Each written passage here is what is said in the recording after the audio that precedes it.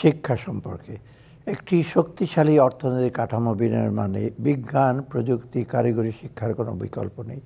তাই এবারের বাজেটে বিজ্ঞান ভিত্তিক, প্রযুক্তি নির্ভর ও কর্মোপযোগী শিক্ষার পরিবেশ তৈরি এবং যুব কর্মসংস্থানকে বিশেষ অগ্রাধিকার দেওয়া হয়েছে।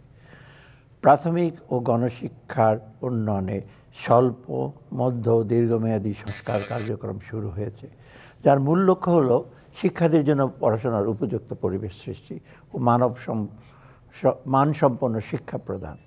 প্রাথমিক শিক্ষার উপযুক্ত পরিবেশ নিশ্চিত করতে চলতি অর্থবছরে সারা দেশে প্রাথমিক বিদ্যালয়গুলোতে প্রায় ৫,৯৪৬টি শ্রেণীকক্ষ নির্মাণ, ১৭,১৬৪ ওয়াশ ব্লক নির্মাণ, ৪,৪৫০টি টিউবওয়েল স্থাপন করা হয়েছে।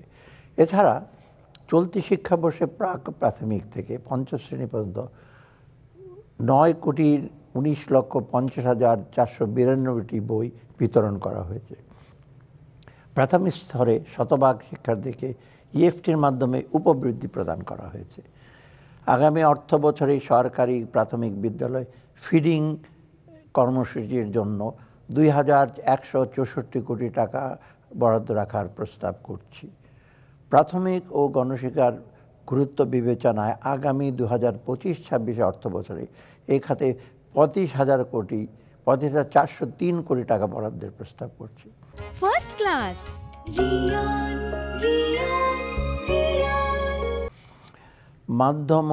মাধ্যমিক ও উচ্চশিক্ষা ব্যবস্থাকে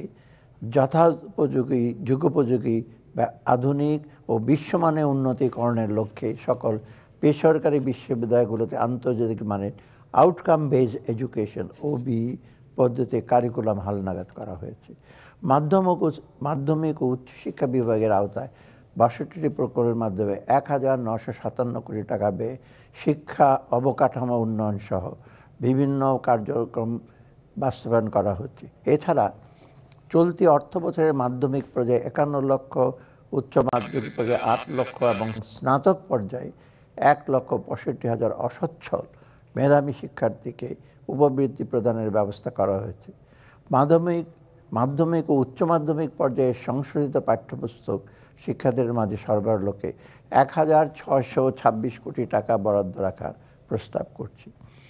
এমপিওভুক্ত শিক্ষকদের বোনাস বৃদ্ধি এবং গ্র্যাচুইটি প্রদান সহ সকল স্তরের শিক্ষকদের মানব সম্পদ উন্নয়নের জন্য প্রয়োজনীয় কার্যক্রম গ্রহণ করা হচ্ছে।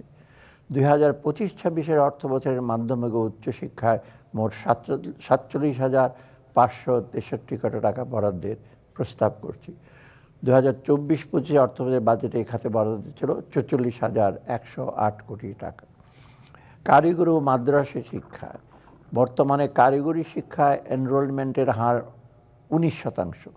২০২৫ সালের মধ্যে এটাকে ২০% উন্নত করতে প্রতিটি বিভাগীয় পর্যায়ে মহিলা পলিটেকনিক ও ইঞ্জিনিয়ারিং কলেজ, জেলা পর্যায়ে পলিটেকনিক এবং উপজেলা পর্যায়ে টেকনিক্যাল স্কুল প্রতিষ্ঠা করা হচ্ছে।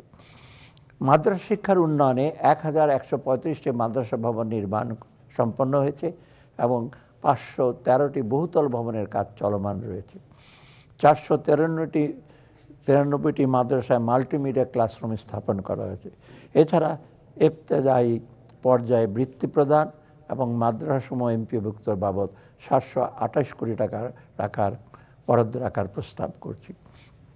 কারিগরি ও মাদ্রাসা শিক্ষা বিভাগের জন্য ২০২৫ অর্থ বছরে ১২,৬৭৮ কোটি টাকা বরাদ্দের প্রস্তাব করছি।